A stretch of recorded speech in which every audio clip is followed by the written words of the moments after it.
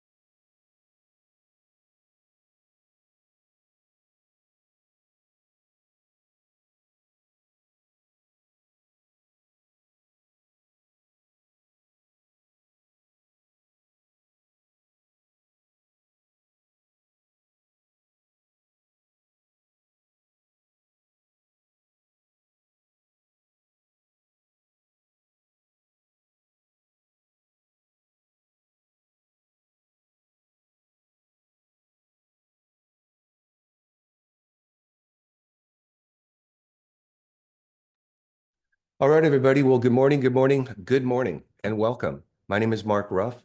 Welcome to our UCLA Extension webinar called Artificial Intelligence in Real Estate. I'm glad that you could be here. We have over 300 people who have registered for this webinar today. It is a very timely topic. I'm looking forward to sharing with you some ideas on artificial intelligence and what it's doing in the real estate game. Now, right before I went live on the webinar, um, we have some panelists here, and we were having a little chit chat on how artificial intelligence is really changing the nature of real estate. Now, the fundamentals are there. The fundamentals of distance parameters, offsite externalities. If you're a real estate person, you probably understand what these terms are. But the entire nature of the game is changing. So I'd like to introduce to you some panelists here on our webinar this morning. If you guys can go ahead and turn on your cameras, we'll get started. There's Mike. There's Mr. Cooper. Ben, I'm sure, is there. There's Ben. Good morning, everybody. Good morning, gentlemen. It's all good. It's very good to see you guys. Good morning, Mark. Thanks for having us. Absolutely. I'm very excited to be here. Okay. Good to be here. You too, Ben. Hi, Mr. Cooper. How you doing? Great. Glad that you could be here. Let me give you guys just your proper due. Okay. First of all, everybody, my name is Mark Ruff. I'm an instructor here at UCLA Extension, and I began teaching in 2008. I'm a real estate professional. I've been involved in a variety of facets of real estate since I had hair and it wasn't gray. So I've been in the real estate game for many decades. I've seen two or three real estate cycles. Um, and I'm very excited about artificial intelligence. Now, I teach a variety of courses here at UCLA. I teach real estate development, real estate investment analysis, real estate market analysis, advanced real estate finance. Mr. Cooper understands that. He crunched those numbers with me at USC for many, many months. And about 2 years ago, let me tell you my brief AI story, just a minute. 2 years ago, I heard of this term called artificial intelligence. And I said, okay, what's that? So I heard all kinds of things about ChatGPT. I said, okay, what's that? So I went to ChatGPT, the OpenAI, and I did all the sign in and log in, and I asked it some questions, and I said, that doesn't make any sense. I inputted some accounting problems. I'm an accounting student here at UCLA. Most of my students know that. And I inputted some of my accounting problems to ChatGPT 2 years ago, and the answers were wrong. Fast forward 2 years, I put accounting questions into ChatGPT, and they're more accurate than mine. So the nature of this technology, the nature of this model is building and it's growing very, very rapidly. So I proposed to the university about 6 months ago, I think we need a class on artificial intelligence in real estate, and they bought it like that. I have some of my colleagues here at UCLA are on this webinar. So thank you to the university for approving this webinar and approving of the course. Now, the whole purpose of this webinar today is to demonstrate to the public how the public can grab a hold of artificial intelligence and apply it in their businesses. Now, this webinar was supposed to be a little kind of a launch to this artificial intelligence class that I was going to offer in the fall. I'm sorry, in the summer, but now I'm going to have to offer it in the fall. And here's the reason why. Because it's changing so rapidly, changing so rapidly. So here we have with us today, Mr. Ben Witten. Ben, thank you for being here. Ben is head of real estate strategy at Placer, where he leads the product and go-to-market strategy for the real estate vertical space. Prior to joining Placer, Ben was vice president of finance and asset management at Trademark Property Company and was responsible for coordinating strategy, finance, and asset management functions within Trademark's $3 billion portfolio. Ben is a member of the International Council of Shopping Centers and Urban Land Institute. He earned his Bachelor in Business Administration and MBA with real estate finance concentration from Neely School of Business at TCU. Ben, thank you for being here. We have also Mr. Royden Cooper. Thanks for having me, Mark. Yeah, absolutely. Mr. Royden Cooper, who I affectionately still call to this day Mr. Cooper. Mr. Cooper was one of my former USC students. Very bright guy. I taught number crunching classes to Mr. Cooper, I think market analysis as well. And he was spot on with his numbers after a lot of pain in the initial few months of the class. So Mr. Cooper graduated from USC, fight on, in 2018, and then worked at institutional commercial real estate platforms in Germany and Spain, owned by Harrison Street Real Estate and KKR. That's a big name, KKR.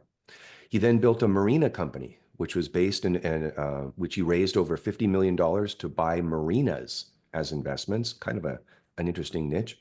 And while building the marina business, he got involved with developing self-storage in the path of urban growth. He learned that in my market analysis class and became obsessed with the idea of tracking and forecasting real estate development activity across many product types. Mr. Cooper moved to Amsterdam to hire geospatial technical talent. He met EPAM's chief technology officer, and then EPAM was founded in September 2023. Okay, so we have Ben Witten from Placer. We have Mr. Cooper from EPAM. We also have a new colleague of mine, Mike Santoro. Mike Santoro is with Imagine Lab here in Los Angeles, and Mike is a Cleveland native. He's a professional chef. I'm jealous. I think in a former life, I was a frustrated professional chef. He's done a lot of work. He's done some build outs. He's overseeing $125 million food and beverage renovation at the historic Watergate Hotel. He used to lead the culinary team as executive chef at the Beverly Hills Hotel, managing $45 million portfolio. Now, Mike is not going to prepare us a little crudité here. What Mike is going to do is he's going to introduce how artificial intelligence can help restaurateurs, hospitality people, so which is a big component of our GDP. Now, Mike is co-founder at Imagine Lab, and Mike has shaped dining experiences across luxury hotels where he uses artificial intelligence and machine learning to improve feasibility metrics. I can't think of a better group here to be with me today. Thank you all for being here. So for the audience that's here, we have 156 people on right now. Welcome, everybody. What I'd like just for the audience to remember is if you have a question along the way, just type it in the chat box. I'll get it. I've made Mike co-host of the meeting. I want to make sure I did that. I did. Ben will be a co-host as well for his deck. And Mr. Cooper will also be a co-host. So what we're going to do today is we're going to have a little roundtable chat. We're going to talk briefly about artificial intelligence, how it's being used, get an idea about this, how each one of our panelists is using AI in what they're doing to help their clients. Okay.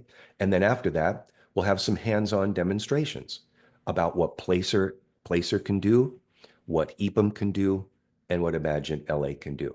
This is not a sales pitch to the audience. That's not our purpose. But I wanted to bring to you some people whom I trust, and I've had even speak in my classes. Mike hasn't spoken yet, but Mr. Cooper and Ben have. Okay, so that's the deal. If anybody has any questions, go ahead and type them in the chat box. I'll get it and I'll ask at the appropriate time. So let's open up the floor to the panel. Briefly, tell me your take on what artificial intelligence is, how it's being applied in real estate, and are there any ethical considerations in this regard? Let's start with Ben. Ben, what in your eyes, what's AI and what's Placer doing with it? And are you confronted with ethical considerations? A lot to unpack there, Mark. I would say just to take it maybe a piece at a time, what is AI?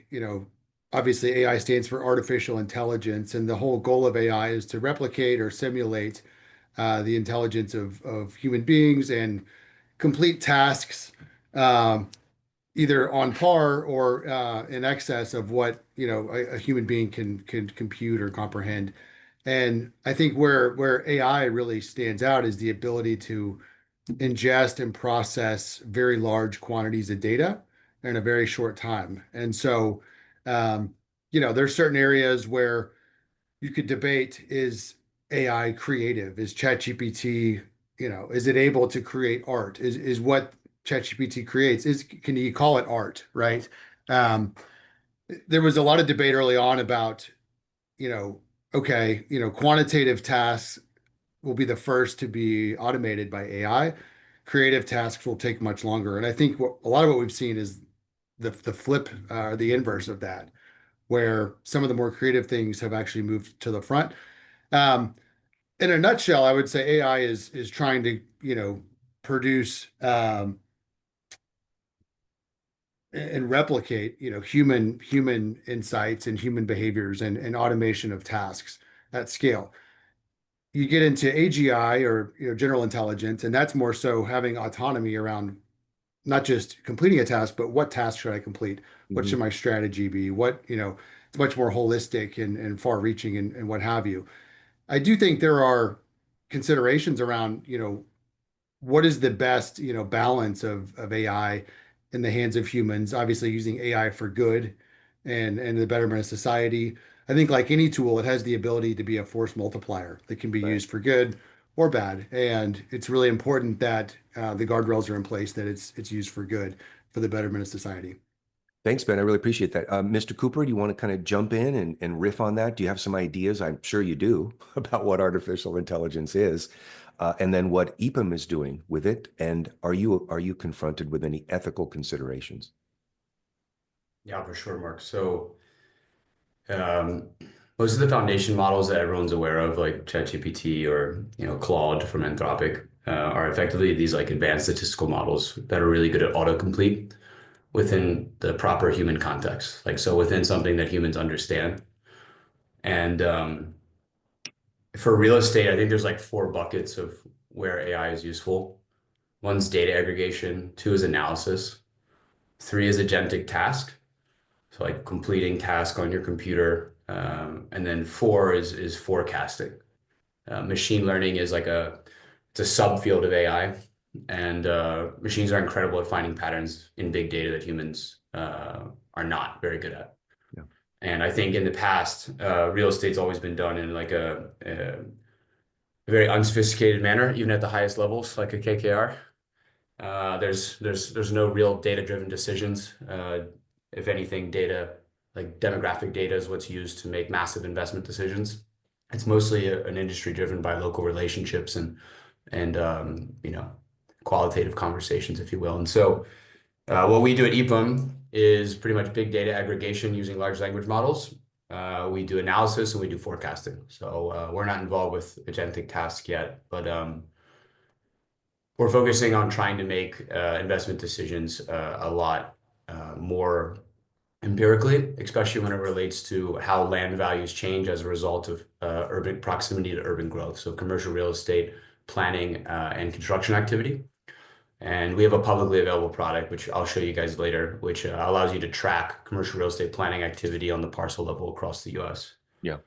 Ethically, yeah, I think there's a lot of implications. So, for example, I was on the phone with a buddy from, let's just say one of the top five largest private equity firms in real estate yesterday, and there's going to be a huge push to cut employees for these propcos, these platforms. Whether it's self-storage, hotels, anything that's private equity owned, they're going to cut it whenever they can. Because a lot of these jobs that used to be done, so like clerical tasks or administrative tasks, like Yeah. will be able to be done by AI agents. And so I think our society will have to deal with that, and I don't have the answers. Yeah, we're going to have to grope our way through that. Thank you very much, Mr. Cooper. Mike, you want to kind of jump in? What's artificial intelligence to you? What is Imagine Lab doing with it? Yeah. And then So are you faced with any ethical questions along the way? great kickoff.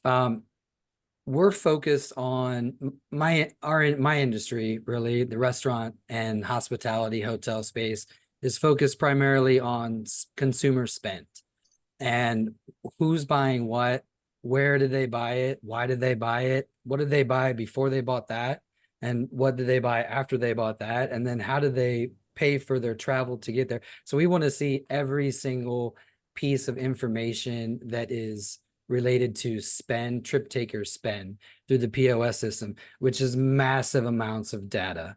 You just can't, a human cannot go through that.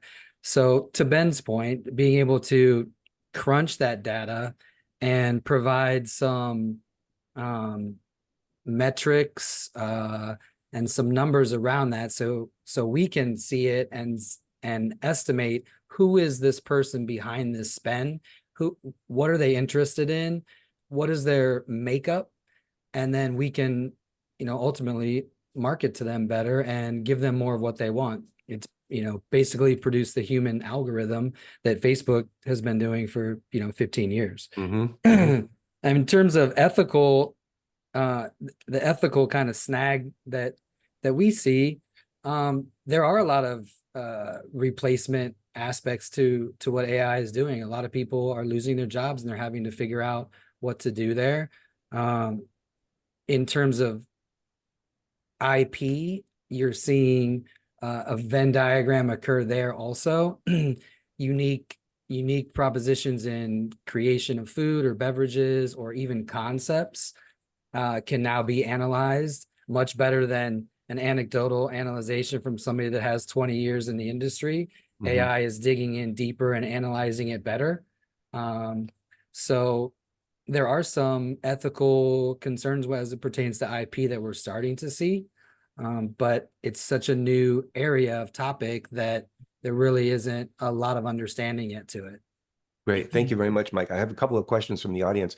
I think I may have mentioned it at the outset to type your question in the chat box.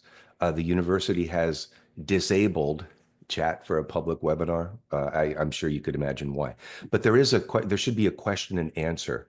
There should be a question and answer option down at the bottom of your screen. First question is, does real estate AI include drones? Do you get data from drones? Yeah, I could certainly chip away at that one a little bit. It certainly can. And what I would say is there's a lot of use cases around what is called computer vision, right? Which is using AI to look at an image and recognize, again, it's all about pattern recognition, right? But filtering the colors in such a way and looking for certain color tones, certain contrasts, certain patterns to recognize things like parking spaces, right? I was on a webinar yesterday where one of the topics was the automation of counting parking stalls and then also looking at occupancy of parking stalls. Okay, there's 200 parking stalls, 73 are full. How does that change by time of day of week, right? So taking random or consistent sampling of satellite imagery and conducting an inventory over time. So that would be one example where drone imagery, absolutely with computer vision is generating a lot of value. So AI through imaging and interpretation of those images. Exactly. Yep. And Very cool. tabulation. Yep. Quantification. Got it. Mr. Cooper. Yeah, I would say so we work with satellite imagery a lot because so one of my co-founders who couldn't be on the call today, he's like one of the world's experts at applying machine learning to extracting geospatial data from satellite imagery.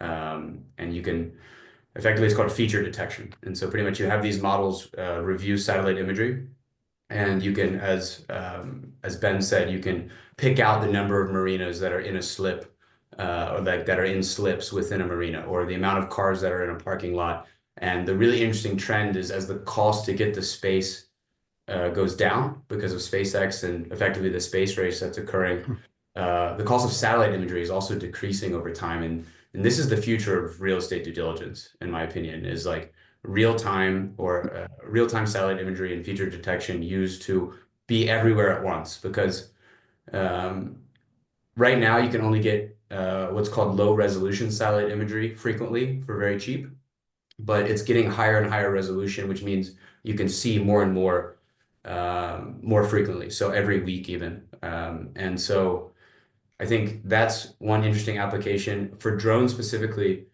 um, I ran into this company the other day, which was using drones with ground penetrating radar Wow. to understand effectively soil quality data, right? Which is Mm. very important for development, right? Because obviously if it penetrates the ground, you can understand the quality of the soil, and AI is really good at interpreting the raw data you get from that ground penetrating radar. That just blows my So mind. yeah, drones are definitely going to be super relevant. Thank you, Mr. Cooper. Okay, there's the answer to that question. There's several questions in here. I'm not going to be able, audience, to get to every single question. Some might be similar, and I'll try and group them as we go. There's a question here. Is this course helpful for a landlord to find quality tenants?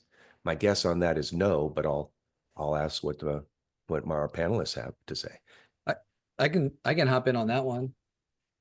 Definitely, understanding feasibility is critical in selecting the right tenant. That's kind of where we play a lot of the space that we play at is finding that right tenant, the people that understand that, and making sure that you have the right concept in the right local context of the development.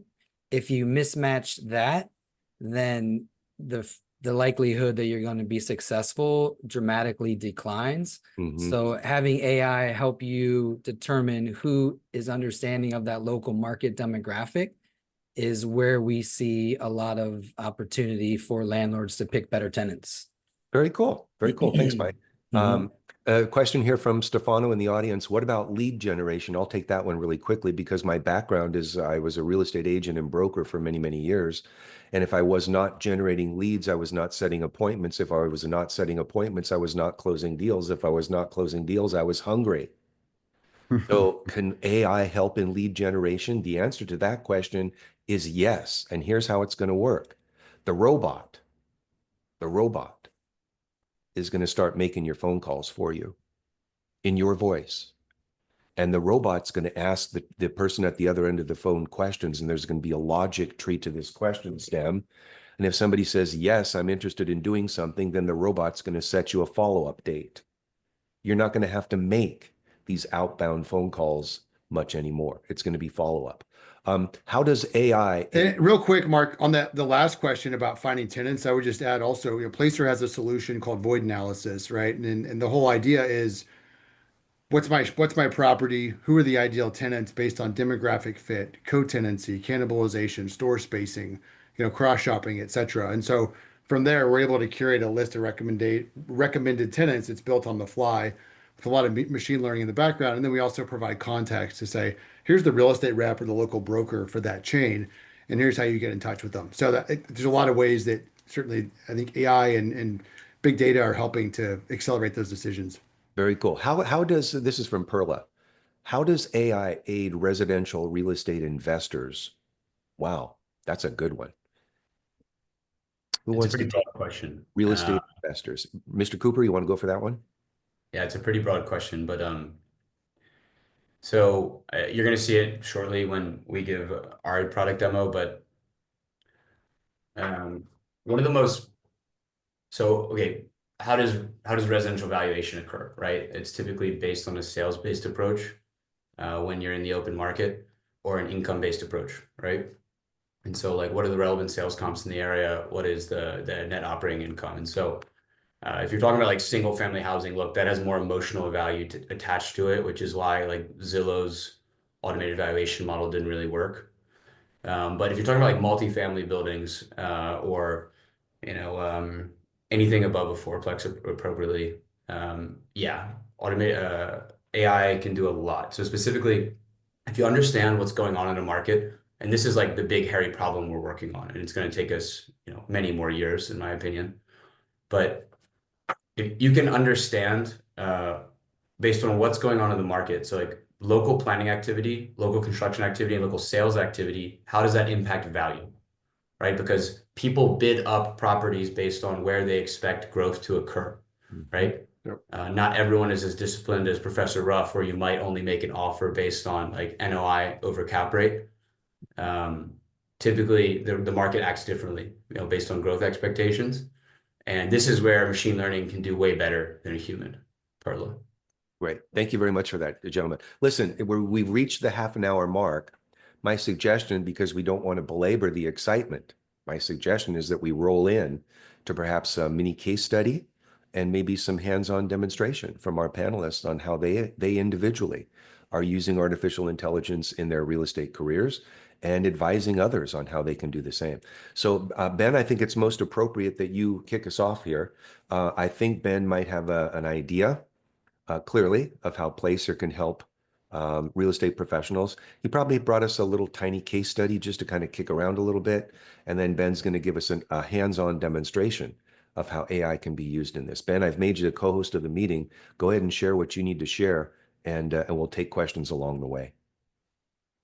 Perfect. Let me know if you can see my screen. See it just fine.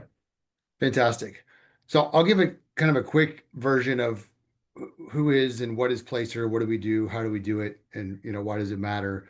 And then if we've got time, Mark, happy to do a quick kind of live demo, if that makes sense.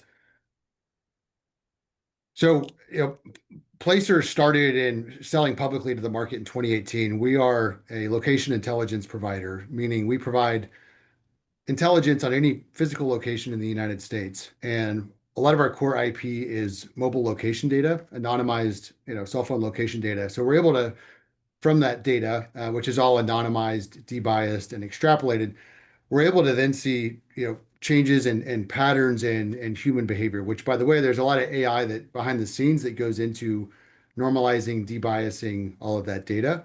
But we're able to derive, a lot of different insights around foot traffic patterns to specific locations, changes in migration, right? Where are people moving month over month, quarter over quarter? Where are they moving to? Where are they moving from? Down to a zip code level. What are the demographics associated, right? So that the people moving in, more affluent, less affluent, are they moving because of affordability? Are they moving because of public schools or access to jobs or shorter commutes? So there's a whole litany of things involved there. And as Royden was saying, with the supply demand equation of backing into or estimating or predicting the value of a property, there's two sides, right? There's supply and there's demand. And what we found is net migration and obviously population growth is the largest kind of demand driver that there is. And so being able to quantify that in real time really supports the growth story of what's happening.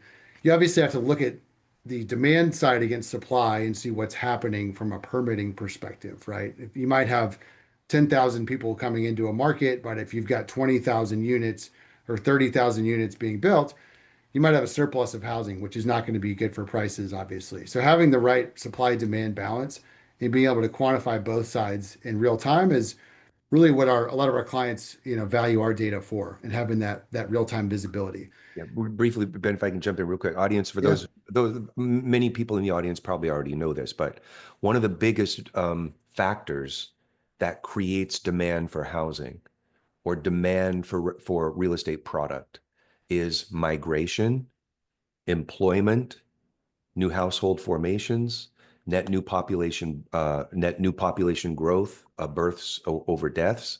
And so it really does come down to the people. If they can fog a mirror, they're going to be in the data. So Ben, continue real quick. Thanks. I appreciate that. No, that's great color. I'm glad you mentioned that, Mark. Absolutely. And on that topic of migration, this is kind of a view of our dashboard around looking at origins and destinations of where folks are moving to or from, that are coming into Austin. We're able to see, whereas census might be 12 or 18 months delayed, we have new data every single month, and we're going down to a zip code level. So it's higher frequency, it's more granular. It's the reason why a lot of the top, multifamily REITs, several of the top home builders are using our data to have another reference point for where is the path to growth, where is demand, flourishing, where are we going to have success for delivering new housing to the market. Right. Within that, as I mentioned, we're able to see, are the folks moving in, tend to be more affluent, older, younger? Is there a need for, senior housing, et cetera? And so there's a lot of different use cases, as I'm sure you can imagine, but having that mobility data, which again is all based on mobile location data, we're able to see, where folks are actually moving to in real time And Ben, on a seasonal as well as permanent basis.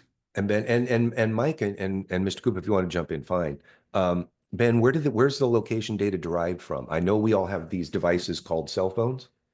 My iPhone, I can shut off my location stuff, but it's still Right. pinging. It's still pinging, isn't it? Well, no, so not exactly. So the groups that we work with are mobile app developers. We have a piece of code called an SDK embedded in those apps. And what we're able to collect from that is the location data that is consented to share. So Mm, think of like fitness, weather, travel apps, etc., where you're asked, do you want to share your location?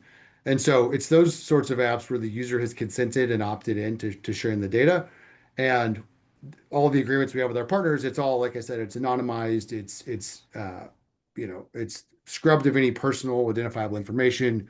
We're compliant with GDPR and CCPA, the most, stringent privacy laws. And so that's a big focus for us because the obviously the business and the kind of core use case is dependent on the privacy and maintaining privacy of that data, as well as we now work with now a couple thousand different civic stakeholders. So think cities, counties, towns, economic development corps, right? yeah, So they're using this data for decision making on, do we need to add another park?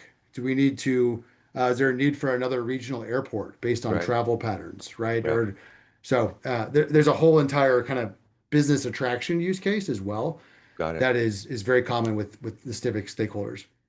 Thanks, Ben. Go right ahead. Just a couple more minutes. Yeah, definitely. So, there's one of the top use cases. You asked about case studies and kind of bringing the value, where the rubber meets the road here. What we've seen is, the ability to contextualize tenant performance is really important, right? A lot of retailers, some retailers report sales, a lot don't. And so for an investor that's looking at acquiring an asset, before it used to be a lot of intuition, or you would hear from a broker, "Hey, I think this store does pretty well," or "Hey, the general manager tells us this is in the top in the region," or "Hey, I was out in the parking lot and it was slammed. There were cars everywhere." You get this kind of anecdotal feedback. What Placer has done is contextualize relative performance based on concrete data. So, as an example, for this big box retailer, we can tell you, "Hey, this store is in the 89th percentile in the chain, and it's a top performer." And so, sure, there may only be 3 years left on the lease, but you can have a pretty high level of confidence that this is a important store, given Right. how well it performs. You can also look at the cannibalization with nearby stores and see, hey, the majority of the trade area for this store is unique and it's not cannibalized with other stores. Yeah. What we have found is that Macy's has announced some store closures. You've obviously you've had Big Lots, you've had a lot of the pharmacies, and what we generally have seen is that stores that are lower performers with a high degree of cannibalization, those are the most obvious to be on the chopping block, right? Because hey, if I close this store, my customers will easily transfer to another store. Right. And so what Placer does is allows that potential acquirer to have concrete data, to have much more confidence to say go or no go based on how that asset's performing.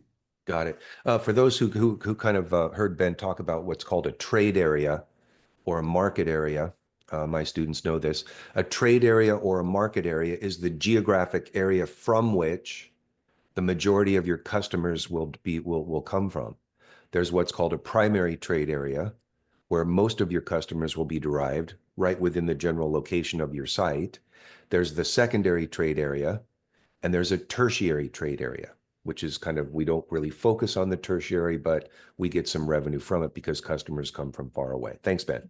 We'll wrap this up quickly, Ben, and then we'll get moving to Mr. Cooper. Perfect.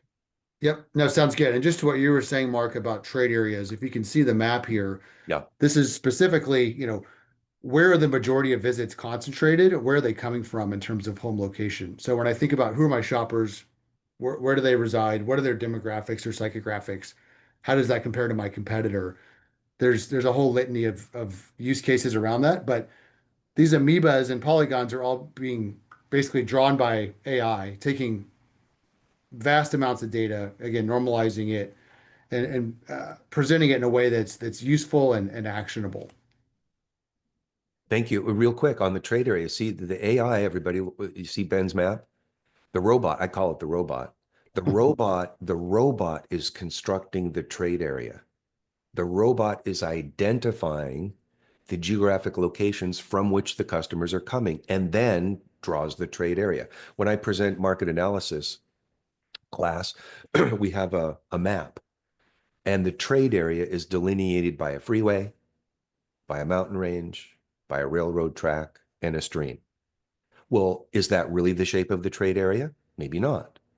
So the artificial intelligence robot now is defining what the trade area is. On that, if I can ask one thing for everybody on the panel, one of my students in market analysis this quarter asked me a very poignant question when we were talking about trade areas and psychological and physical barriers to trade areas. Well, with digital, I can buy a pair of jeans in New York sitting at my home in Los Angeles. How do we define the trade area of the digital nomad consumer? How does that influence the shape or the size of a trade area? Maybe just a couple of bullet points. Anybody want to riff on that? The digital nomad consumer. I mean, are they always part of the tertiary trade area, or are trade areas becoming more elastic? Yeah, I mean, I can add some comments, but I think it's a bit like orthogonal to this conversation. But I do think digital nomads represent one of the largest opportunities, actually, if you wanted to start a new business in commercial real estate. And the reason for this is it's less relevant in the US because like not a lot of wealthy people are moving, not a lot of wealthy digital nomads are moving to the United States unless they're forced to, right? It's more, there's a ton of Americans moving to Europe. And all this American wealth, right? Literally 1 out of 10 of Americans is a millionaire. If you look at the data. So 1 out of all these digital nomads are moving to Europe, and they're bidding up the rents in cities throughout Europe. You go to Rome, you go to Milan, you go to Lisbon, you go to Madrid, Barcelona. The rent prices are being driven up by digital nomads. And now all the amenities and other things like, you know, the yoga studio, the Pilates, right? All the things that Californians like effectively need to also be built there to serve these people. It's a pretty massive opportunity. And we're also seeing it in seniors, American seniors retiring abroad because they can't afford to retire in the United States. And so I know it's probably not what you're looking for exactly, but we've seen that trend here in Europe.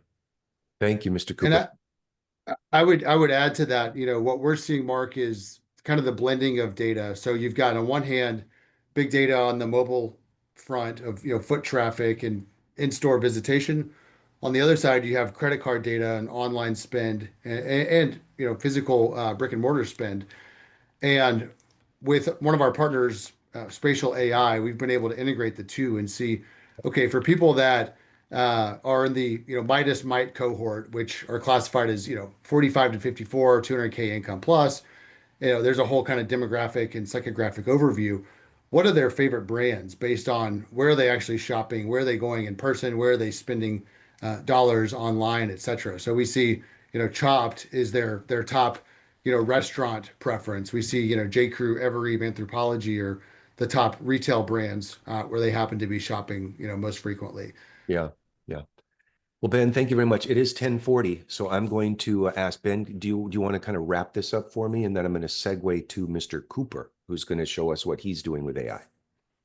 Yeah, no, definitely. I mean, there's a lot more that I could unpack, and happy to kind of, you know, elaborate as the time goes on. But I'll definitely want to be respectful of time and can pass it over to you, Royden. Mr. Cooper, what is EPAM doing with artificial intelligence, and how is it helping your clients or your customers? Yeah, I'll get into it. I'm not going to show you the decks. I think ours will never be as good as Placer's, but I'm going to show you the product, which I think speaks for itself. And so, but as context, we're a huge fan of Placer. For anyone listening, it's an exceptional product. They're actually a company with like a $1.5 billion valuation in a very short time frame. We very much look up to them. I encourage you to check it out. So what do? We track commercial real estate planning activity and construction activity across the United States. And you can access our product for free. It's self-serve. Obviously, you have to pay to access, you know, more of the premium data. But you can access everything at epum.com. When you log into the app, you'll see all these red clusters.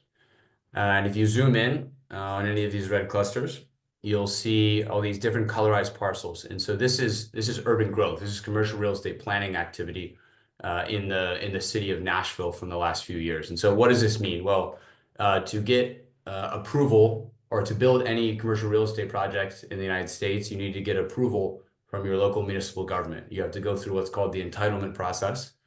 And so you have to go speak to the local planning and zoning commission, submit your concept plan and your site plan. And anyway, in these meetings that might take, in California, 5 years, but in other states, maybe a year, in these meetings with the local planning and zoning commission, notes are taken during these meetings. They're called meeting minutes.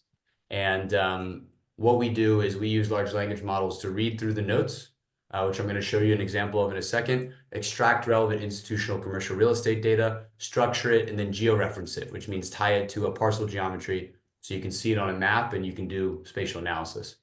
And so, again, all the colors represent different types of commercial real estate, like multifamily, mixed use, all the things that Professor Ruff's probably teaching you.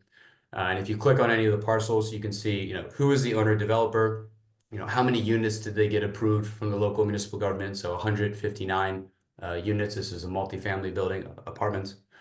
It was on 8 acres. There's 3 floors. You get a description of the petition, and it was a rezoning. So you see, it was this piece of land was rezoned from R8 to a specific plan, which is for larger developments in the city of Nashville. And finally, you have the decision date, which was January of this year. So this is a relatively recent project. And we have this data for about 60% of the municipalities in the US and growing. We launched this platform in January of this year. Mm-hmm. And there's 4 main use cases for 3 types of commercial real estate professionals. And so we work with commercial real estate developers, brokers, and capital markets advisors. And they are typically looking for acquisition opportunities. So they're trying to buy land that was recently entitled, where maybe the local developer can't get financing because construction financing has been a bit more difficult to source. 2, they're looking to understand sources of future demand. So like a lot of self-storage developers use our platform. And so they see that, okay, a single family housing development with over 500 acres was approved recently in Jacksonville in this area. I'm going to build storage nearby because it'll be good for my lease up. Right. Thirdly is sources of future competitive supply. So if I own a hotel and a hotel has been approved in my submarket, I want to know because that will impact my business. And then finally, just like general urban growth research, right? Like you can see here that Jacksonville is really growing to the northwest, the north, and the southeast, which is really good if you're trying to understand which submarket should I choose to invest into, right? So now, where do we get the data? I mentioned this before, but we crawl millions of documents every week. These are called meeting minutes. So they're literally the notes from these planning and zoning commission meetings. They have to be published to public record as per the law. And so, they're very long, dense documents. AI is very good at reading through these, and humans are not. Yeah. And so, we have this data at scale. I'll show you a few more like the marquee features really quickly, and then I can answer any questions as you wish. As you find that, Mr. Cooper, let me just jump in real quick. One of the things that developers or investors tend to look at or look for is proximity. Proximity. So as we were chatting before the webinar went live at 10, we were just kind of chatting as a panel that the traditional acquisitions model was that a real estate broker would have a property that they're representing. And the real estate broker would then send the developer or the investor an offering memorandum. And so if you're on the development side and somebody sends you a 10-acre parcel on a piece of paper, you try and figure out, well, what can we do with it? Is there anything that we could do with it? So that's been the traditional model. Something is brought to us and we're trying to figure out what to do with it. With artificial intelligence, that traditional legacy acquisitions model is being flipped on its head.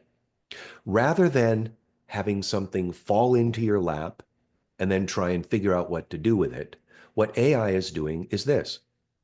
A developer, an investor, somebody who's looking to put money into some type of a real estate product comes to the artificial intelligence provider or these data providers or the platforms and asks this question or makes this demand. I want you to find me sites of at least 10 acres that are within 10,000 feet of a freeway off-ramp, that are within 25 feet of a pharmacy, that are within a quarter of a mile of a school, that are within, a quarter of a mile of a major employment center. And so rather than figuring out what to do with it, what we're trying to do is we're trying to establish our acquisitions criteria up front and then ask the robot to go find me those sites that meet those criteria. It is really speeding up the acquisition cycle. Mr. Cooper, continue. Yeah, and if any of your students are interested, I think you can get a job at literally any commercial real estate company if you know geoinformatics. So that's the science behind what we do. And you can specifically look up what Professor Ruff was just saying is called multi-criteria decision analysis. And so pretty much you prepare data sets for each acquisition parameter, you stack them on top of each other, and then you use effectively a machine learning algorithm to sort through all the parcels and all the data sets to find the parcels that fit what you're looking for. To find the parcels that meet all your acquisition parameters. Yeah, exactly. Right. Yeah. And yeah, if you learn this, you could get a job at Blackstone like that. They're hiring these people like crazy, but there's a lack of them. So anyway, I really like to do macro analysis specifically related to housing because housing is necessary for population growth. So you can do that with our data. So like, for example, I just filtered for all new housing projects that were approved since the beginning of 2024. And so now on the screen in red, you can see all new housing projects that have been approved throughout the United States. And let me just give you some observations that we think about a lot. So here's North Carolina. You see a lot of housing development and population growth occur along these transit-oriented urban growth corridors. So like these highway intersected areas that connect two cities or a city to a satellite town. You can see it here in the I-85 corridor in North Carolina, which is one of the fastest growing places in the country.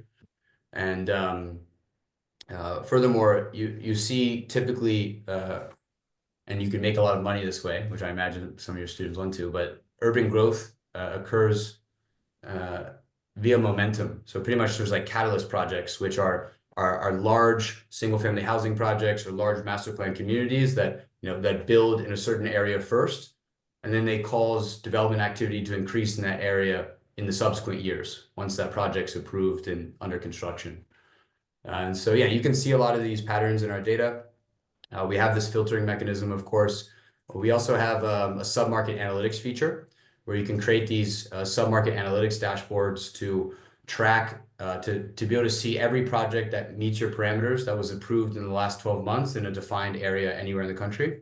And you can also receive emails anytime a new project is approved within that area that meets your parameters. And so once you create one, it looks like this, right? You can see metrics on the market. So like this was a dashboard created for housing in Nashville. And so over the last 12 months, there have been nearly 8,000 units approved over 41 projects. Average land area was about 15.6 acres. And you get a feed of all this data within our platform as well, right? So you can see all these projects that were recently approved, literally in March of this year. And every time a new project's approved going forward in time, it will show up in this feed and you'll receive an email. Finally, we just launched a cool feature as well, which you can use to share with lenders or investors, which is pretty much generating an interactive pipeline report from this sub-market analytics dashboard, right? And so once you click this button, you can open up a completely interactive report, which shows you every project that meets your parameters that has been approved in the last 12 months in your area of interest. And Fantastic. So, This is what AI does, everybody. I mean, I got into this business in 1988, and it's just everything is happening so quickly, so quickly. You got to, if you're not embracing artificial intelligence, as I teach my students, you're going to be left in the dust because others are going to embrace this and they're making better informed decisions. Go ahead, Mr. Cooper. Just last thing, my favorite thing before maybe a Q&A is I love to play the development timeline. So this is all the projects that meet your parameters, where they've been approved and when they've been approved in relation to every other project that meets your parameters over the last 12 months. So here, I'll play it again. Yeah. But this is how Nashville's growing over the last 12 months in terms of new housing projects. Isn't that interesting? Yeah, yeah. And Really now cool. for those who understand, or maybe though for those who don't, you have to have people in a trade area in order to get it, in order to build anything. There has to be income that's floating around. And so typically retail follows residential development. Yep. So we need the residential first, and then all the other product types start to fill in. Is that it, Mr. Yeah, Cooper? and I think, Fantastic. Go ahead, Ben. Mark, just to elaborate on that point, it's such a chicken and egg scenario, right? Because the retailers say, hey, we need the residential density, we need the rooftops. And the home builders and apartment builders, they all want retail as an amenity, and they want the grocer, and they want to walk to Whole Foods, right? And so I think what AI is doing is giving all parties better visibility.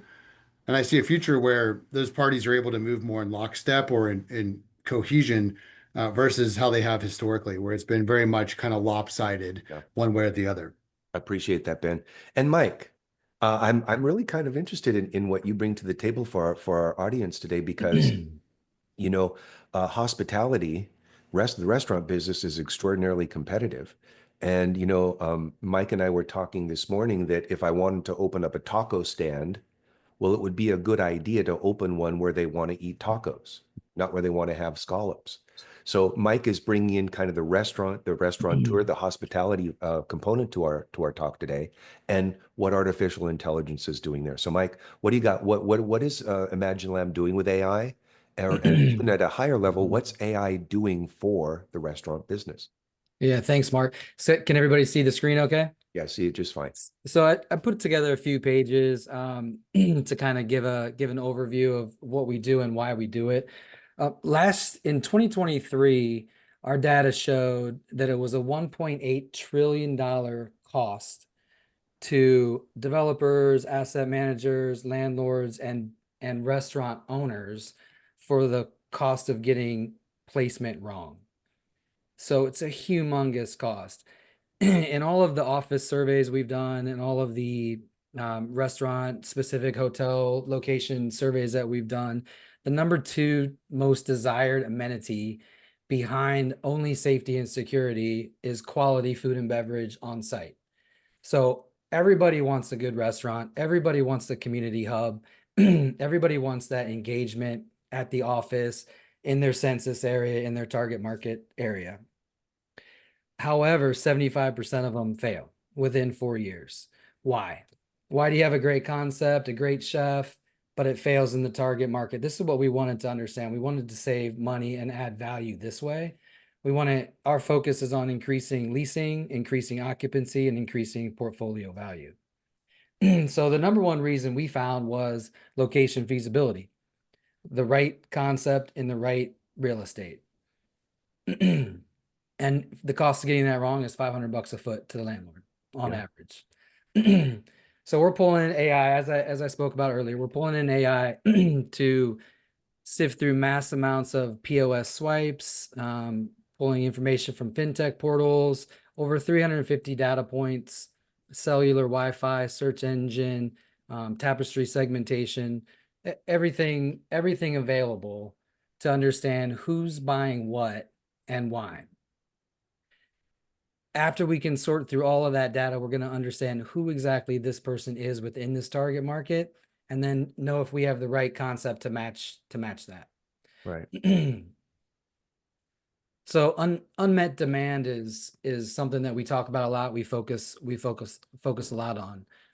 What is the opportunity? What's the white space? What's the cuisine density in the past 12 years? What's closed? What's working? What's not working? What are people desiring and not getting? And sifting through all that data to get the predictive modeling to understand what could work. So this was a concept that I'm going to go ahead and use the name because it's well known and they gave me permission anyway. So Cool. this is a concept that was in Beverly Hills in Los Angeles. Miramay was the food concept, and it was on Cannon Drive. Never really hit the mark. Great chef, great food, delicious. But in that area of Cannon Drive, most people wanted Sancerres and Caesar salads for lunchtime. They didn't want deep fried fish with fermented fish paste sauce, kind of, that they didn't want that to be their lunch. So they had the right they had really good real estate, but they had the wrong concept to match into that. So this is kind of the downward spiral in the restaurant industry. What starts to happen is you got the wrong real estate. The concept doesn't resonate with the people. They're not going, they don't care, they're not interested. It starts to underperform. You start cutting, you start losing cover counts, the revenues start declining, the offering gets smaller, the engagement gets weaker. And before you know it, the whole thing just spirals out of control in a year and a half and it's closed. Yep. So this is kind of the cycle over and over and over again that we see in the restaurant industry. On the opposite side of that, if you are resonating with your target market, your census, they're going to support your concept. It's just, it's pretty simple and straightforward. So these models that we're using is predicting top line revenue within a 5% accuracy. So we're actually able to see through footfall, dwell time, halo purchasing, through all those metrics that's happening via the POS. It's relatively accurate from a top line revenue projection standpoint. So we can go to a developer or a restaurateur and say, hey, this concept potentially could bring in this sort of top line revenue. There's a lot of variables in the restaurant industry. Your guidebook, your play sheets, your order guide, like the whole situation, your training, there's so many variables to it. So there isn't really one sort of magic bullet to the whole situation, but understanding what the potential top line is gives you a benchmark to work to it. Right. So one of the results that we did from this, a recent case study that we did, we took Mirame. It was using a lot of elaborate presentations and things like that didn't match in the market. We repositioned the food and beverage concept into more of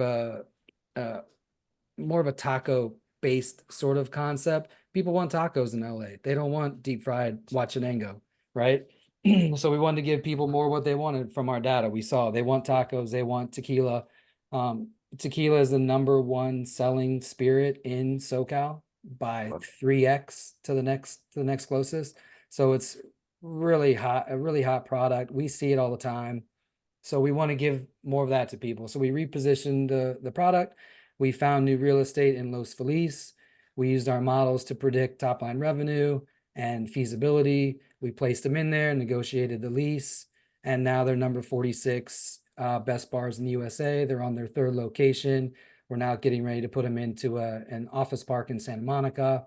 So the upside is not depending on how you structure the lease. Also, the upside to the landlord is much higher in a percentage rent lease situation than a flat rate lease that you might experience kind of commercially.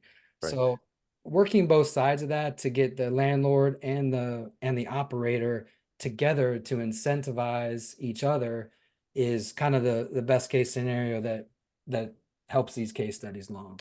And Mike, from what Imagine Labs did in this particular case study, how did the AI component influence those decisions? Yeah, so we understood where we should be positioning this concept in what market. Based on demographics? Based on, tapestry, spend, everything that we're seeing. So Demos Los Feliz, Los Feliz is a much better area. It's on the east side. It's a little bit younger. So they embrace this concept much more. Great. That's fantastic. Mike, are you wrapped up with what Yep. Imagine Lab is doing with AI? Fantastic. Yep. Let's get to a couple questions if we could. Thank you very much, Ben, Mike, and Mr. Cooper. We're not quite done, everybody. I've got some questions here. Let's see. How can AI help with management of apartment buildings? Now, I was in the process of trying to get somebody from Appfolio to come and join us, but we just did not get that scored away in time. I can speak on but managing apartment buildings. I can speak on that a little bit.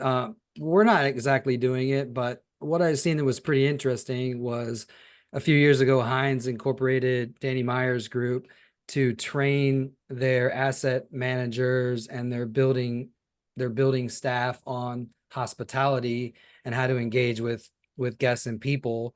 So looking into that data a little bit, you can understand who's coming into your building and how to engage with them better. And you can see the increase in engagement expressed in how they're treating the on-site amenities if they're using them more often. So there is some interesting studies being done there. Okay. How can AI impact real estate appraisal and staging business? I think real estate appraisers are in some trouble because I spoke with somebody the other day, a former USC student, not one of my students, but he's doing some things in AI.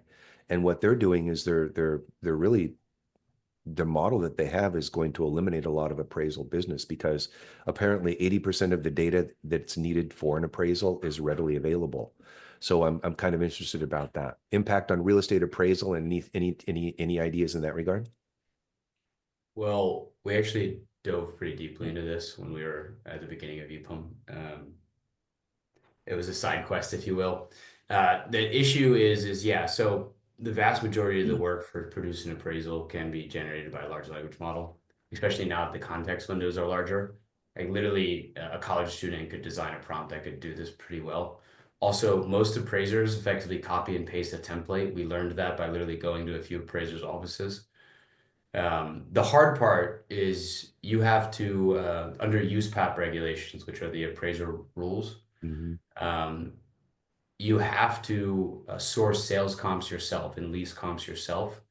And you need to verify that, hey, I as a human was involved with sourcing them from a primary source. And so unless the USPAP regulations change, there was always going to have to be a human involved in some way. But yeah, the vast majority of the work is can be nearly automated, right? So the text is done through an LLM. There's a startup in California doing this. I forget the name. And then if you want to do the DCF in an automated manner, Rockport Val does it in like seconds. Rather than build it from scratch, Mr. Cooper?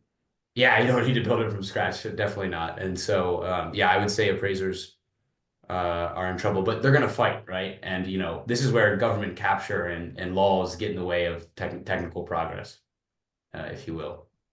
So Thank you. I'm Thank unsure you. if things are going to change dramatically. Yeah, we'll see how it all shakes out. Ben, we have a question from Peter here. Can you use AI tools to estimate gross sales of a tenant, for example, a grocery store that doesn't necessarily report sales to the landlord? Yeah, absolutely. So at Placer, we're doing just that. We do it by one, we have the foot traffic and we know how many visits are made to a location. We also have the credit card data where we're able to marry the two and we're able to then provide an estimate of sales at that location. So, you know, absolutely. As well as, you know, inferring number of transactions, average ticket size, etc. And AI is right in the front of it. That's right. Yeah. Ben, another question for you here from the audience. Christine, how do you get qualitative data, for example, demographics on mobile users if it's anonymized? Next question. Is it based on mobile app user-based generalizations? I don't know what that means, but Ben does. I think I understand the last part of the question there. So that's a really good question that comes up quite often, as I'm sure you can imagine. What we're doing is taking the home block group of a device and assuming that the demographics are similar to that home block group. So we don't know any demographic data about any particular device. What we're saying is that if a device visits from a block group with a median income of 100,000 and a median home value of 700,000, and it's, you know, 70% families and median age is 38, etc., we assume those characteristics for that device. Now, what we then do is say, okay, 10,000 devices visited this location. We compute a weighted average, if you will, of every block group that visits were derived from, weight them by number of visits. And what you start to see is that once you have a large enough sample, you get to a very accurate directional depiction of that visitor profile and how it skews either, you know, less educated, more educated, higher income, lower income, older, younger, etc. And we can extrapolate that across, you know, labor data and employment and what have you as well. Thanks, Ben. Here for the panel, this is from Dr. Bob. Dr. Bob, like that name. Not Dr. John? Dr. Bob, Dr. Bob. Dr. Bob asks, in The Big Short, the movie with by Michael James Berry, the hedge fund manager. We probably Great book, great movie. all seen The Big Short. The question is, how long would it have taken AI to decide to short the mortgage market and stay in, even though the experts were indicating everything was all right? What an amazing, amazing investment question. Anybody want to jump on that as a group? What would AI have done? If for those of you who don't know, understand the question, The Big Short was a movie back in, I think, maybe 15 years ago or so. I think it's a great movie. It's about a hedge fund manager who went to Texas because there was a lot of foreclosures. And he was walking around these developments and saying, well, what's going on here? Why are all these houses boarded up? And so the homeowners who still had their homes were telling the hedge fund manager that they just walked away from their loans. They walked away from their houses because they had negative equity. And so the hedge fund manager then decided to short the mortgage market. I think he made $6 billion on the trade. Anybody have any ideas about how long it would take AI to figure that out? I'd say, I mean, for one, it was, kind of, you might characterize as a black swan event. There were a lot of different folks that thought something with the shoe was going to drop at some point. I think the question is, can you detect or predict black swan events? Maybe, I don't know, right? I think what we said earlier, like AI in a lot of ways is better at pattern recognition than humans might be. How long would it take? I don't know. It'd be total speculation. Yeah, it's just access to the data, right? You have to have the data. Okay, thank you. Let's see here what else we have. We're going to narrow this down here, kind of wrap this up here in just a few more minutes. I'm glad everybody is still staying on the webinar. It tells me that this is a timely topic and that our audience is very interested in it. Here's a question.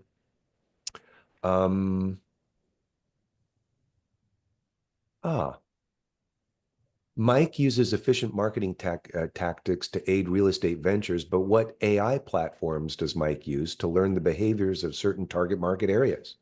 Wow, that's a good one. This is from Perla in the audience. Yeah, great question. I mean, we look at Placer AI, we look at Born, we look all over the place and pull our data from many, many sources and interpret it specifically for how it works in the hospitality industry. That's kind of our laser focus. And going back to solving that problem of why the right real estate and the right concept have to match in order for it to resonate in the community. Great, thanks for the answer, Mike. We're just going to take a couple of more questions here, gang, and then we'll probably wrap this up. Is this recorded?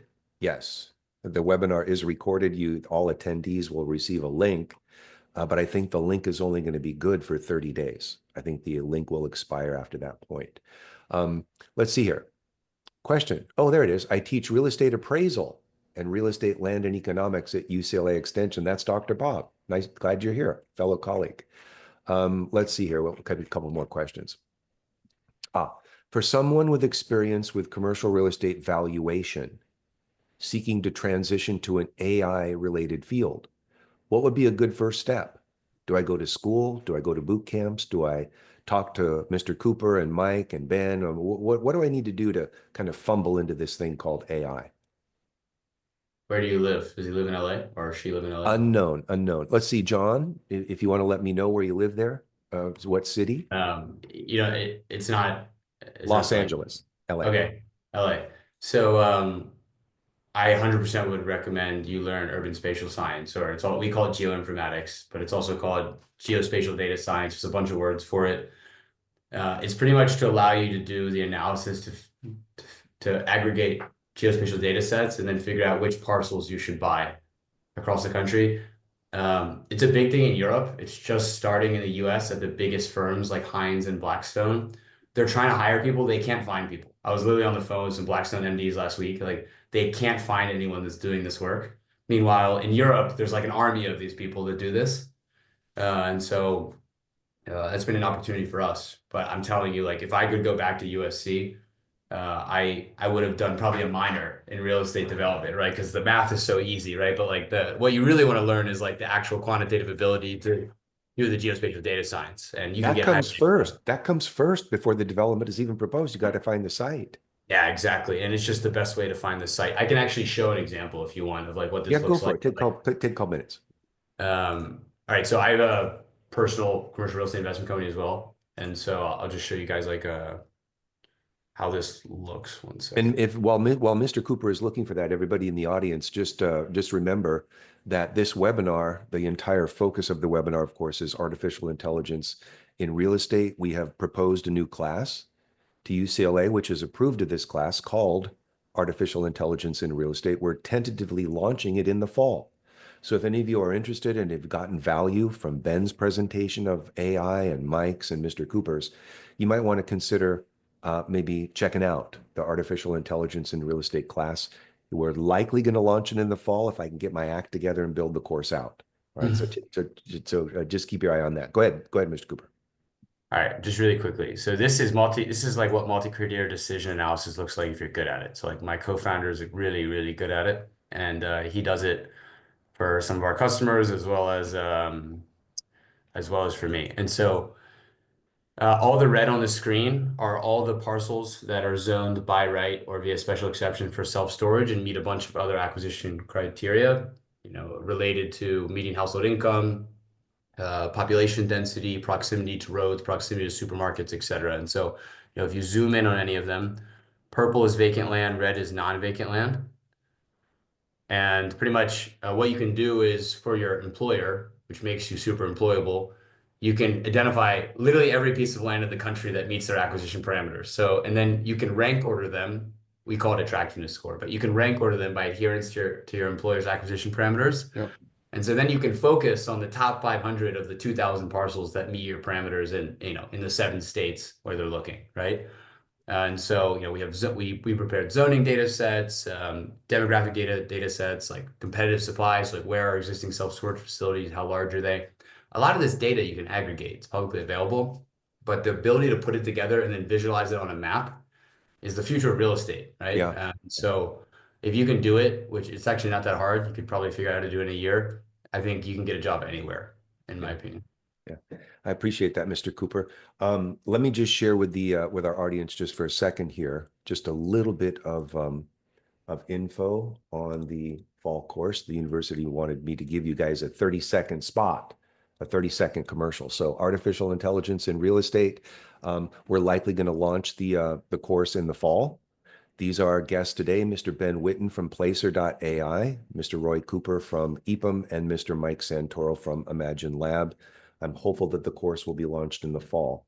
Do you guys want to give us like a last kind of concluding remark on artificial intelligence? Where do you see it kind of going in the next few years? Just briefly, and then we'll wrap everything up. Ben, you started us off, so let's close it out. What's your idea there? Where do you see this heading? I think there's never been a better time to learn code, to learn how to program, to go play around in Python or learn, data visualization. ChatGPT, Claude, etc. All these tools make it really easy.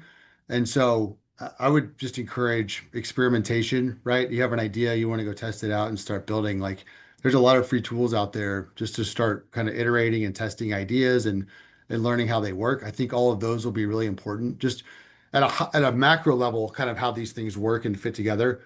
Simultaneously, I would say I think real world experience in a relevant real estate field, depending upon what you gravitate towards. If you're a finance person or if you view yourself more on the sales or leasing or capital market side, getting experience in those industries to learn how value is created and the underlying fundamentals, because from there you can start to identify problems and gaps in the tech stack and then start poking away at solving high value problems. Appreciate that, Ben. Mr. Cooper, any ideas of where you see this heading? Should we be scared? Should we be embracing this? What do you think? What are your thoughts? You have to embrace it, right? If new tools are invented that make people more efficient, you either embrace them or you get left behind. It's as simple as that.